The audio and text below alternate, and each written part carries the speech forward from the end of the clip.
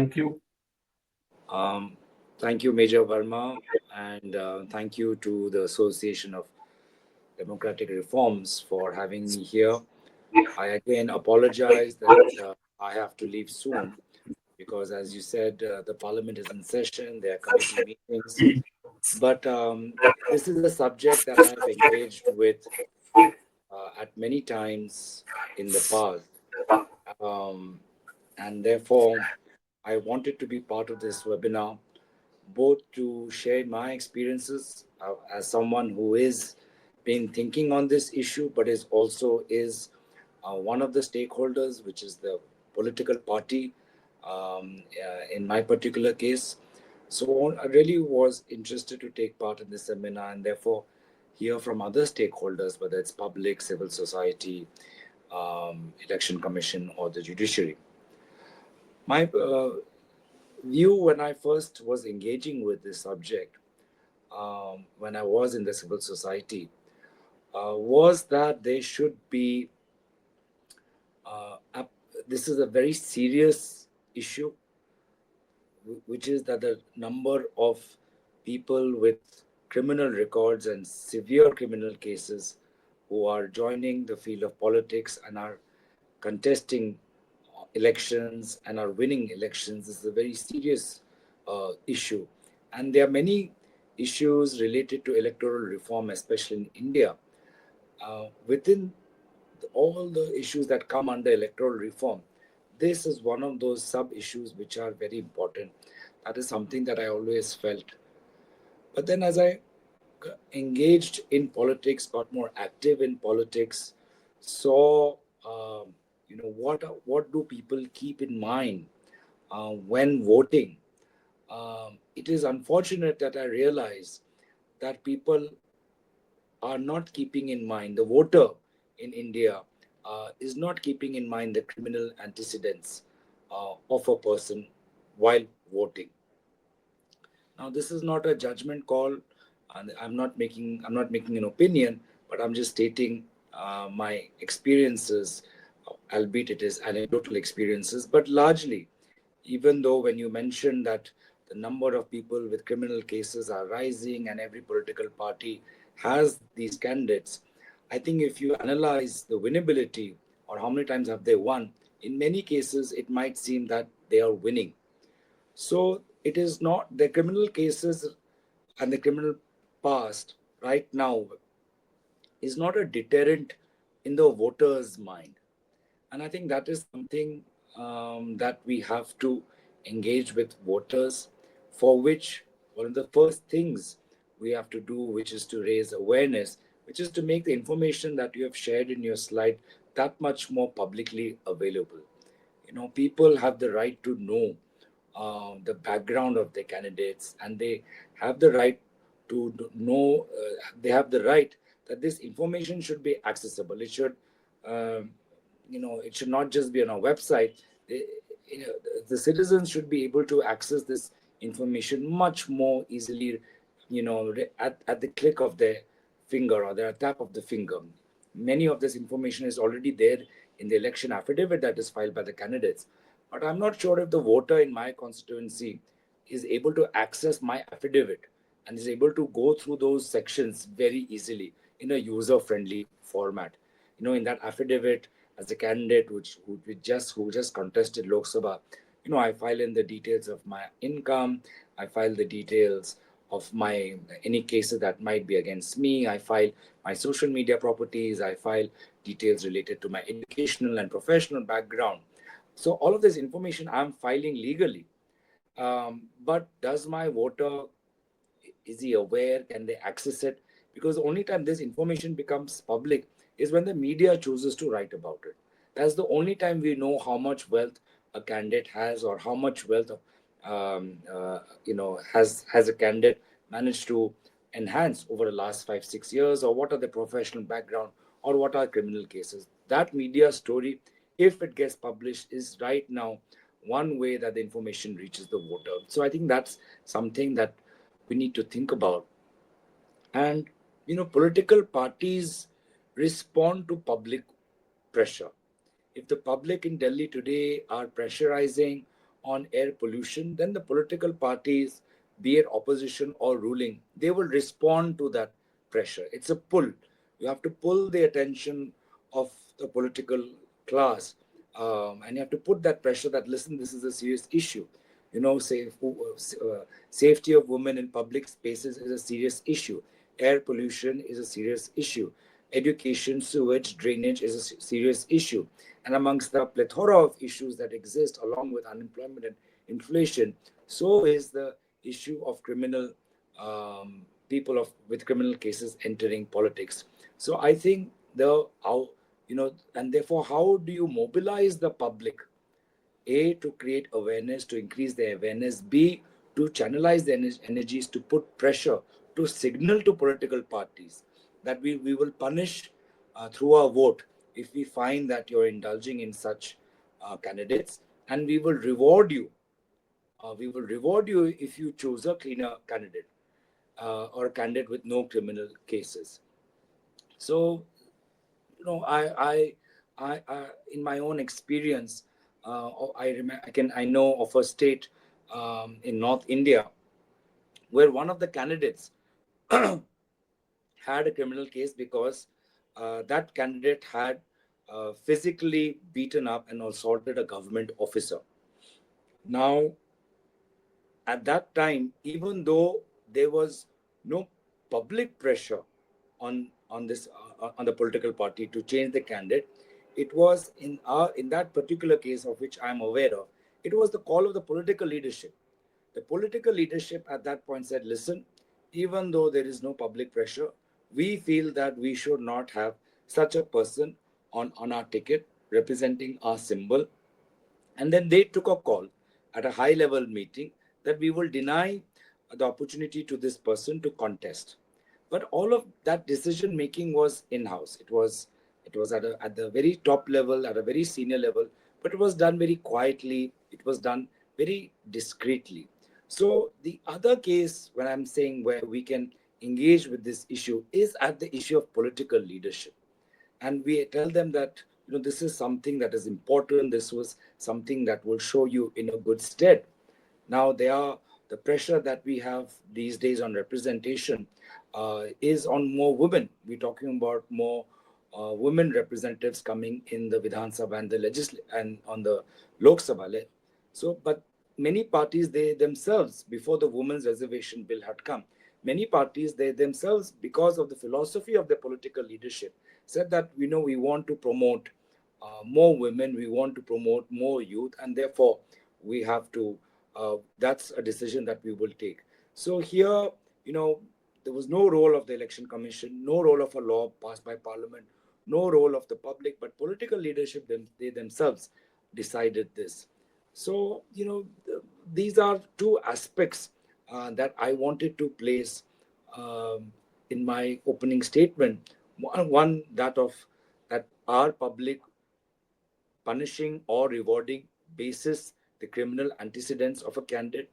B, uh, our political leadership, how can they be more sensitized to think on this issue, and what positive reinforcement can be given for behavior or for decisions that we like.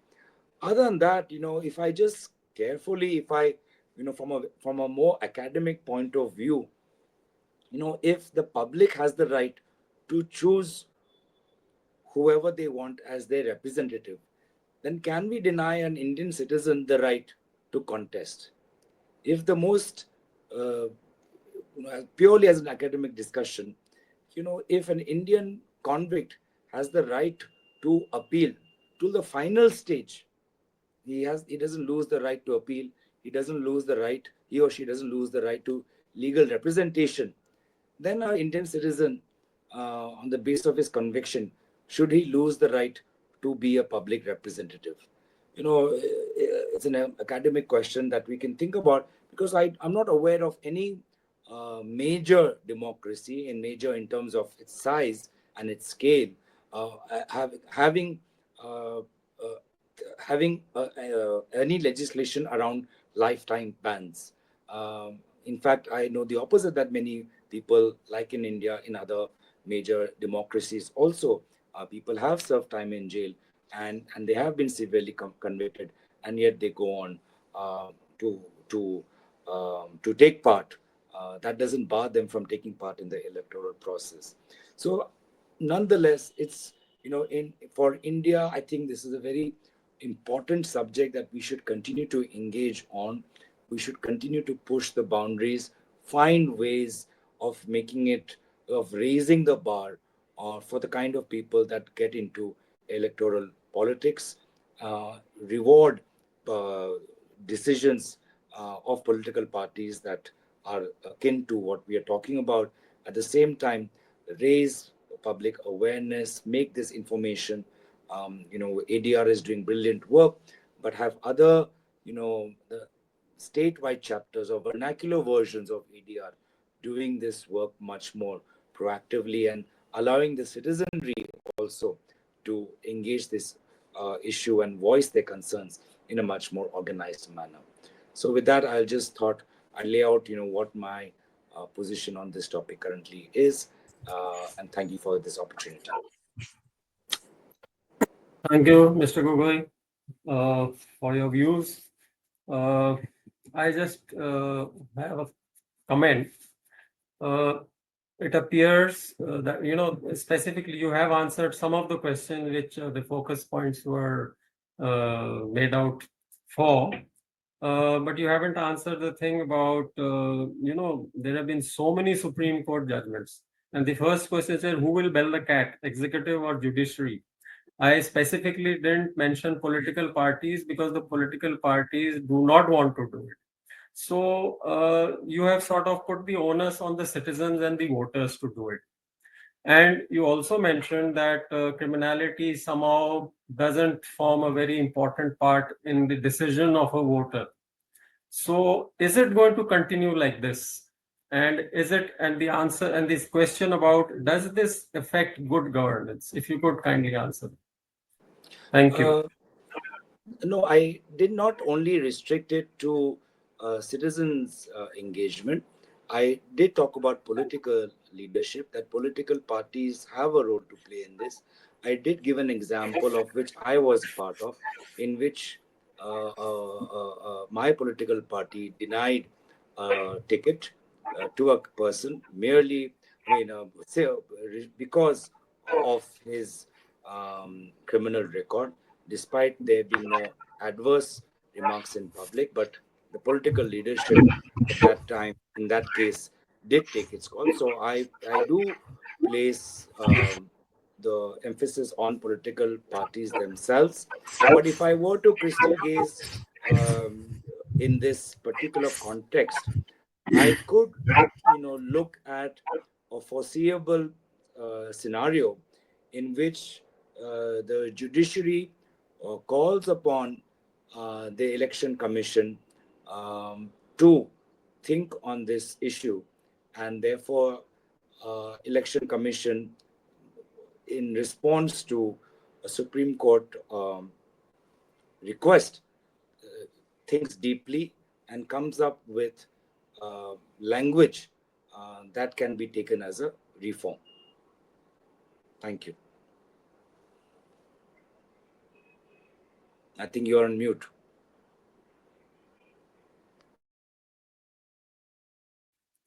I would just like to respond as far as what ADR is doing. Like you mentioned correctly, that the voter needs to be more informed and he can take a choice after, seeing the details of the candidates. We are doing our best. We put out these reports. And by the way, most of 95% of the media reports are based on ADR reports only, wherein we give out all these details. As also, myneta.info is a very popular site and lakhs of people see it during elections, before elections. And the third thing is we also have an app, MyNeta app, on which at the click of this thing, you can see all the details. So we do publicize all this, and we are very, on the social media, we do all this. And of course, with limited resources and all, we have a limited reach, but we are trying our best. So, Nandini, there's one question, I think, for Mr. Gaurav before we let him go. Yeah, so this is the question from Afreen Siddiqui Sherwani. She is from UNDP. A question is, being from the development sector and being deputy leader of the INC, what are some of the ideas you can or want to introduce just as at party level, not waiting for judicial reforms morally, voluntarily? Thank you, Afrin. I think, first of all, uh, as I said, that I look at this issue under the broader ambit of electoral reform.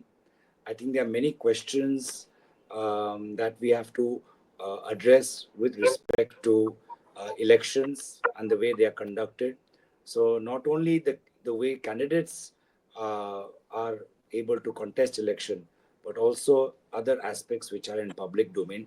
So, as a member of a political party, I would like to have a discussion, an all-party discussion on electoral reform inside public, under the rules that is available to us in Lok Sabha and Rajya Sabha, and let the public see that, what ideas are different parties talking about when it comes to electoral reform, and specifically when it comes to the criminal background of a candidate. Secondly, as I said, in this particular case, um, of which I was a part of, I did support the decision of my political leadership that, when we, from a political analyst point of view, uh, the candidate that we chose not to give the ticket to was, in terms of winnability uh, and other aspects, had a very strong, favorable rating amongst the public, was very popular amongst his supporters and amongst the general public. But on the basis of this, um, we decided to not give him the ticket, and that's a decision I supported. And I think, again, within our party also, you know, when these conversations are had, usually at the time of election, because that's the time when we are looking at the background of candidates. I think, having been part of many screening committees, I'll continue to bring this information to public, or sorry, not to public, but make this information more transparent. So the criminal background should not be hidden or should not be diluted while we are discussing in a party platform. Thank you. Can I ask you a question, Janata? Please, sir, go ahead, sir. Yeah. Mr. Gogoi, you mentioned that one person was denied ticket because of his criminal background. Very good news.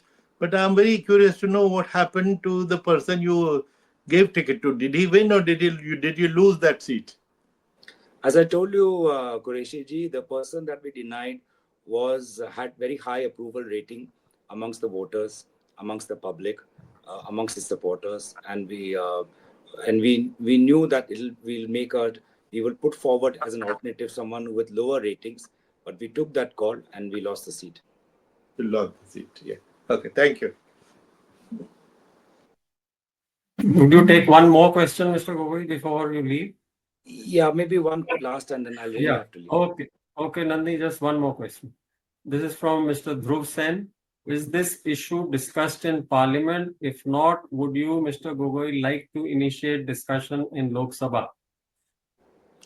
No, I mean, I don't want to take any personal credit on this matter. I think all political parties are discussing electoral reform.